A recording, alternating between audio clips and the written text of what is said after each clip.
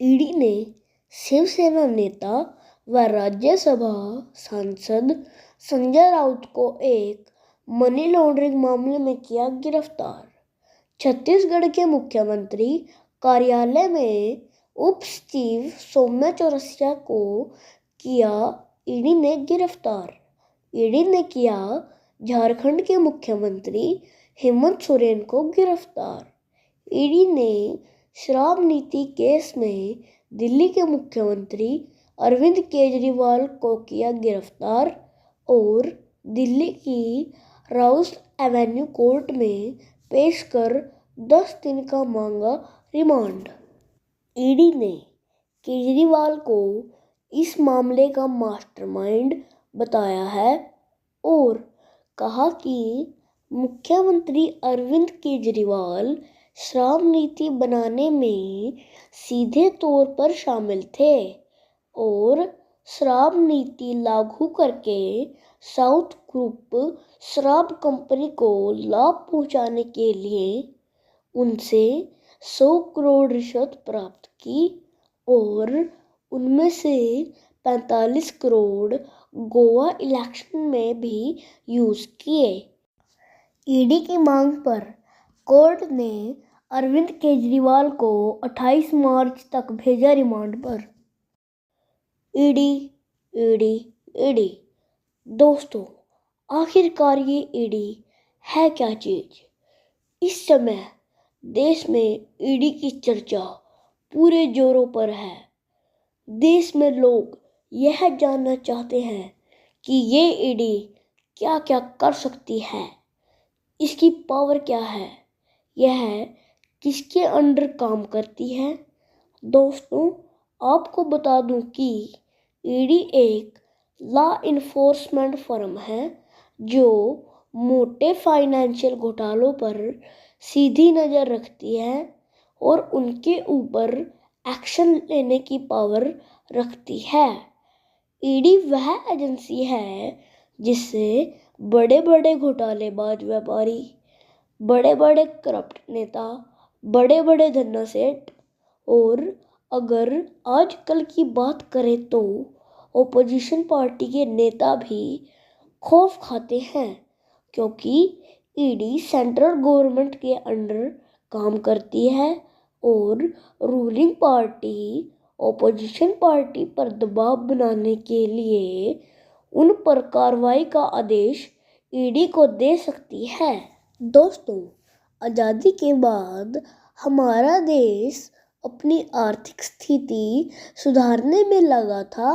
देश में पैसों का फ्लो बढ़ रहा था, नई नई टैक्स पॉलिसी बनाई जा रही थी। देश की इकोनॉमी व जीडीपी को सुधारने के लिए नई नई योजनाएं लागू की जा रही थी। इसलिए उस समय आर्थिक धोखाधड़ी पर लगाम लगाने के लिए 1 मई 1956 को इन्फोर्समेंट डायरेक्टरेट यानी कि ईडी की स्थापना हुई। ईडी एक ऐसी एजेंसी है जो भारत सरकार के वित्त मंत्रालय के रेवेन्यू डिपार्टमेंट के अधीन कार्य करती है। पहले ईडी की 2 ब्रांच मुंबई व कोलकाता में थी, लेकिन 1960 में इसका एक ऑफिस मद्रास में भी खुला। ईडी का हेड ऑफिस दिल्ली में है। शुरुआती दौर में ईडी को संभालने का कार्य डायरेक्टर का होता था, जो आरबीआई के एक डिप्यूटेड अधिकारी के साथ मिलकर कार्य करता था और इनके साथ स्पेशल पुलिस के 3 इंस्पेक्टर भी टीम में शामिल थे। लेकिन अब ईडी में डायरेक्टर के साथ साथ एक जॉइंट डायरेक्टर और कई स्पेशल व डिप्टी डायरेक्टर भी शामिल हैं। ईडी 2 प्रकार के कानून के तहत कार्य करती है। पहला है फॉरेन एक्सचेंज मैनेजमेंट एक्ट 1999 यानी कि फेमा लॉ। अगर कोई पैसा बिना टैक्स के भारत से बाहर जाता है या बाहर से भारत आता है तो ईडी फेमा लॉ के तहत उस पर कार्रवाई करती है। अगर कोई व्यक्ति भारत के बाहर जमीन खरीदता है या कोई बिजनेस स्थापित करता है तो उसे फेमा लॉ के अंतर्गत उसका पूरा विवरण सरकार को देना होता है और टैक्स पे करना होता है। इस प्रकार की जांच ईडी रखती है।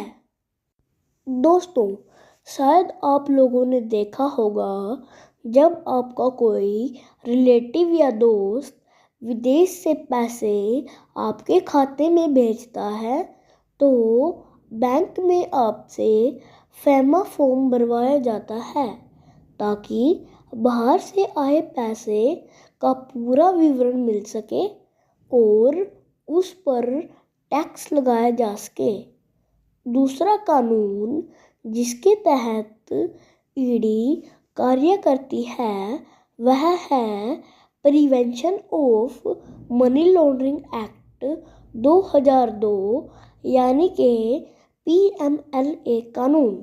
यह कानून काले धन पर रोक लगाने के लिए बनाया गया है। जब कोई बिजनेसमैन या कोई करप्ट नेता गलत तरीके से पैसा कमाकर या बिना टैक्स पे किए पैसे का प्रयोग करता है तो ईडी PMLA कानून के तहत उस पर कार्रवाई करती है। ईडी मनी लॉन्ड्रिंग करने वाले यानी कि पैसे के ओरिजिन को छिपाने वाले और उस पैसे का प्रयोग करने वाले के खिलाफ PMLA कानून के तहत ही कार्रवाई करती है। दोस्तों, जैसे ही किसी भी थाने में 1 करोड़ या उससे ज़्यादा रुपए की हेराफेरी का मामला आता है तो पुलिस ईडी को इन्फॉर्म करती है। ईडी इन मामलों में FIR या चालान की कॉपी लेने के बाद जांच शुरू करती है। इसके अलावा अगर ईडी को किसी भी आर्थिक मामले की जानकारी सीधे ही मिलती है तो भी वह जांच शुरू कर सकती है। ईडी किसी भी व्यक्ति को जो शक के दायरे में होता है पूछताछ के लिए नोटिस भेज सकती है।